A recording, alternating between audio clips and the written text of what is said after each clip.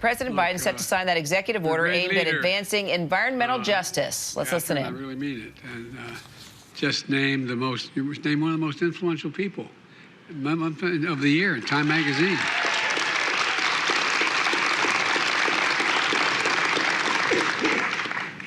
Being a grandparent second time around, that's the best of the jobs, right? Yeah, well, look, congratulations to your granddaughter. She's going to be looking up to you for a long time, and I thank everyone for joining us here today.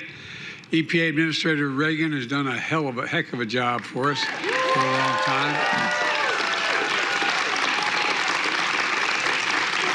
And I kid her all the time, had she been born in the United States instead of Canada, she'd be the president standing here. Jennifer Granholm, my Secretary of State. You're doing a great job, Jennifer. And the chair of the White House Council on Environmental Quality, Brenda Mueller. Where's Mallory? There she is, Brenda. Members of Congress who work on this issue every day are champions of environmental justice. Let's get something straight. None of this would have happened without you guys. And that's a fact. None of it happened without you. Look, stand up. And I want a war hero is not going to be able to stand up because she's in his wheelchair. But everybody else, please stand up.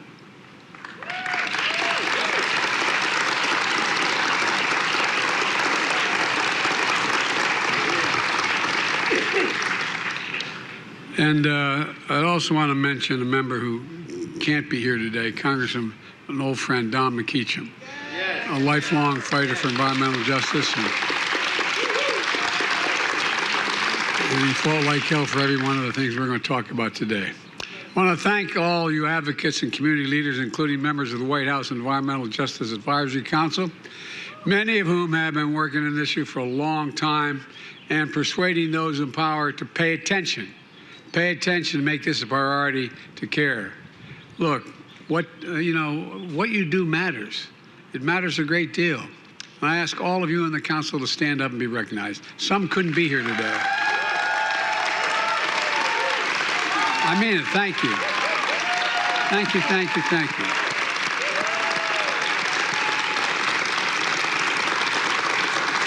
Earth Day is tomorrow, a chance to reflect on the national wonders of our nation and our planet. But we have to do a great deal more than just reflect. We have to commit ourselves to action. Will we step up to our ambitions? Will we stand together to meet the great challenges we have? Will we preserve our planet for future generations? History is going to judge us by how we answer these questions. That's not hyperbole, that's a fact. And today I hope the answer is going to be a loud and clear yes. Yes, we're committed to following the science. Yes, we're determined to strengthen the ambitions and our ambitions and actions. And yes, we will include communities that have been denied basic security, basic dignity that comes from clean air, having clean air, clean water, and clean energy jobs and environmental justice. And folks, like you, environmental issues have been close to my heart for a long time. You know, it was one of the first people to introduce a climate bill I did back in 1986. Part of it was because I grew up, and maybe there's one Delawarean here who knows where Claymont, Delaware is. I grew up in, oh, all right. Well, I grew up in Claymont, Delaware, which is just on the Pennsylvania line. At the time I was growing up there in an area called Brookview Apartments, there were more oil refineries in that neck of the woods, in that southeast corner of Pennsylvania, than in Houston, Texas. And I went to school about a quarter mile up the road on the thing called the Philadelphia Pike. And Mom used to drive us up because it was a very busy highway. And she'd drop us off. And on those days early on, when there'd be the first frost, you turn on the windshield wipers, not a joke, and there'd be an oil slick on the window. Literally an oil slick on the front windshield. And how many folks across the country have had similar experiences? You know, we know public health impacts of toxins in air and water, and there's real effects.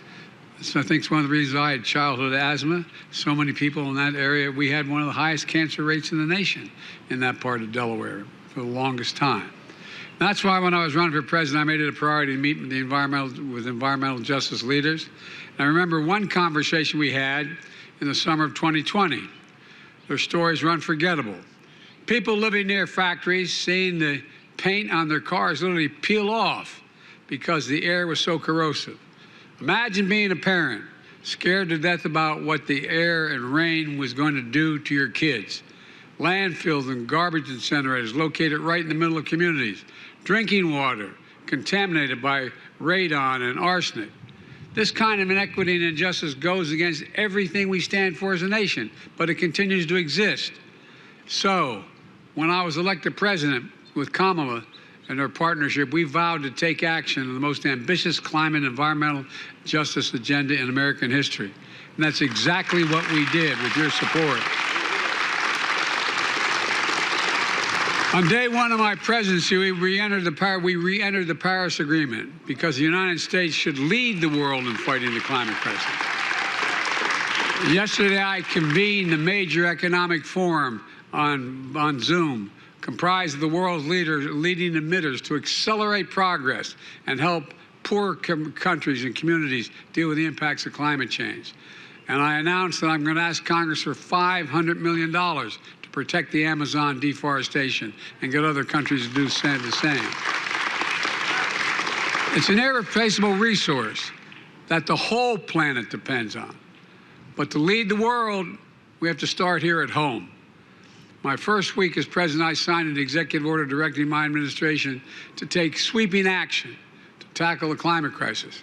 And we set a historic goal to direct 40% of the overall benefits of all federal investment in climate change to clean air, clean water, clean transit, and more to communities that are disproportionately impacted by environmental degradation. And with your support, we're living up to that pledge through our Justice 40 initiative. We passed the bipartisan infrastructure law to modernize our roads, bridges, ports, airports, and so much more, replacing every single lead pipe in America because we think everyone should be able to turn on a faucet at home or the 400,000 schools and drink clean water. We're helping school districts across the country electrify their school buses so kids don't have to breathe polluted air from diesel exhaust. Across Appalachia and the Great Plains, we're plugging the so-called orphan wells, which emit methane, which is significantly more dangerous and toxic than anything else that comes out of the ground. More dangerous gases poisoning air and water in rural communities. We're delivering clean water and clean sanitation to millions of families. We're cleaning up toxic pollution, including brownfields and Superfund sites, which have been a blight on communities for decades. The Vice President wanted to be here today, but she's in Florida, announcing investments we're making in strengthening infrastructure in coastal areas that are vulnerable to storms. But together, we passed the Inflation Reduction Act, which makes the most significant investment in dealing with climate change ever, anywhere in the history of the world, literally, not figuratively. $370 billion investment, which will reduce annual carbon emissions by 1 billion tons in 2030. And folks, for example, it offers working families $1,000 a year in savings for providing rebates to buy new efficient appliances, weatherize their homes, get tax credits for purchasing heat pumps and rooftop solar, energy efficient ovens, dryers, and so much more. Provides tax credits for electric vehicles, new and used, because we convinced the auto companies on this lawn out here a year and a half ago to move to all electric vehicles in the near term. It's a gigantic game changer. And that's not all. The Inflation Reduction Act also is the most significant law in U.S. history when it comes to environmental justice. Here's just one example: air pollution around ports. Folks who live near ports know air pollution can be extreme because all trucks and all the vehicles moving goods in and out of ports and on the backs of ships are polluting the air significantly. Well, the Inflation Reduction Act includes major investments in adopting clean, heavy-duty trucks and clean port equipment. And folks, it's going to make a real difference for families who live near those ports. We're investing in air quality sensors in communities near factories so people who live near them can know what the risk is and how safe the air is. Because we know Historically, red-line communities are literally hotter because there's more pavement, fewer trees, so we're planting millions of new trees to cool down our city streets. And we're also making major investments in clean energy in disadvantaged communities to lower energy costs and create good-paying jobs. Brenda was recently in Houston, where we're building a solar farm on the site of a former landfill right in the middle of a neighborhood. Another example of what's good for the environment is also good for jobs. Brenda, thank you. And these are the kinds of projects we're funding all across the country, in urban, rural, and suburban and tribal communities. And then last year, Jill and I reignited the cancer moonshot to end cancer as we know it. It's a whole government effort, and one of our top priorities to better understand and prevent environmental and toxic exposures. If we do that, we know we can save and extend millions of lives. Look, this is about people's health. It's about the health of our communities. It's ultimately about the future of our planet. Just since I've become president, I've flown over literally thousands of acres of land burned flat by wildfire because of environmental changes. More acres burned to the ground that I've witnessed from a helicopter in the last 19 months than are in the entire state of Maryland, as if the entire state of Maryland burned to the ground. I've seen too many communities turn to rubble by storms that are growing more frequent and ferocious. And it's an existential threat to our nation and literally to the world. I wish I could say that everyone saw it that way. But just this past week, we heard Speaker McCarthy and the MAGA, this is not your father's Republican Party, and the MAGA Republicans in Congress want to repeal climate provisions in the Inflation Reduction Act. They'd rather threaten to default on the U.S. economy than get rid of some $30 billion in taxpayer subsidies, rather than get rid of $30 billion taxpayer subsidies to an oil industry that made $200 billion last year. Imagine making that choice. Imagine seeing all this happen, the wildfires, the storms, the floods, and doing nothing about it. Nothing about it. Imagine taking all these clean energy jobs away from working class folks all across America. Imagine turning your back on all those moms and dads living in towns poisoned by pollution and telling them, sorry, you're on your own. We can't let that happen. I mean, really can't let that happen. That's why this executive order, in my view, is so important. And here are some of the things this executive order will do. Under this order, environmental justice will become the responsibility of every single federal agency. I mean, every single federal agency.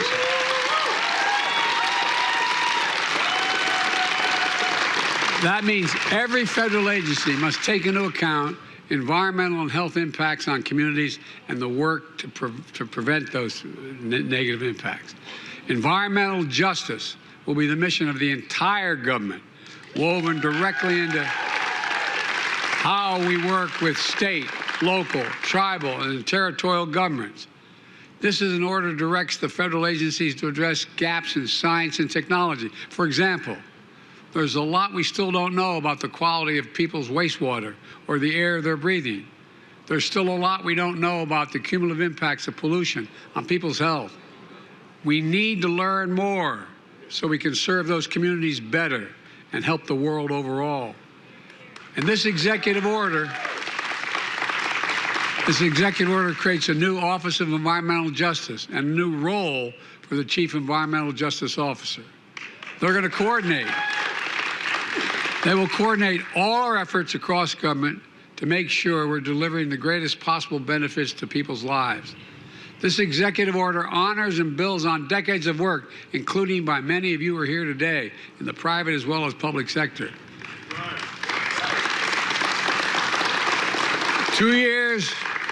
In 2 years, we're making real progress on the most ambitious environmental justice agenda in history.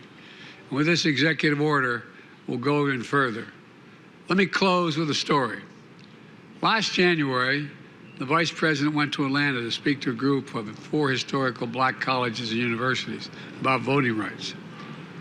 And on the flight home, I read an article about the crisis in Lowndes County we just heard about Alabama, just outside of Selma, where more than 40% of the major black majority black residents lack access to a clean sanitation system. 40%. The article described a local leader who said, without federal intervention, we would have never had voting rights. And without federal interventions, we will never have sanitation equality either. Well, I immediately called my team and said, make sure our help gets down on the ground to these folks. And a few months later, Administrator Reagan and Secretary Vilsack and my infrastructure coordinator, Mitch Landrieu, were down in Alabama announcing a new intensive initiative to ensure that the poorest communities in America have access to clean, functioning wastewater systems. And folks, the local leader who I just quoted is also the one who introduced me, Catherine. Thank you, Catherine. A few months later, I went down to Selma and walked across the bridge to mark the 58th anniversary of Bloody Sunday. Several times I've done that. A march for the right to vote, but also for all the rights that flow from the right to vote, including the right to breathe clean air, to drink clean water, and to be treated with dignity. To all of you, we're making progress, but there's much more to do to finish the job. We just have to remember who we are. We're the United States of America. And there's nothing beyond our capacity if we work together, and we're like all the people on this lawn have done. May God bless you all. Keep it up.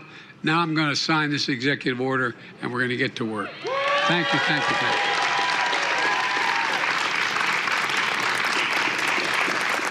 Got some folks coming up, don't we? All right, the President of the United States there live in the Rose Garden. He is getting ready right now to sit down and sign that executive order, prioritizing what he says is his environmental justice agenda. He said he wants to ensure that poverty, race, ethnic status, all of that doesn't lead to worse exposure to pollution and environmental harm. The president also saying he just wants to assure that everyone, every American, regardless of their race, their backgrounds, their income, where they live, will benefit from cleaner air and water, also leading to an impact on their health, like dealing with asthma, less instances of cancer and other health burdens. All right, let's go ahead and listen in. Environmental justice for all. Great day.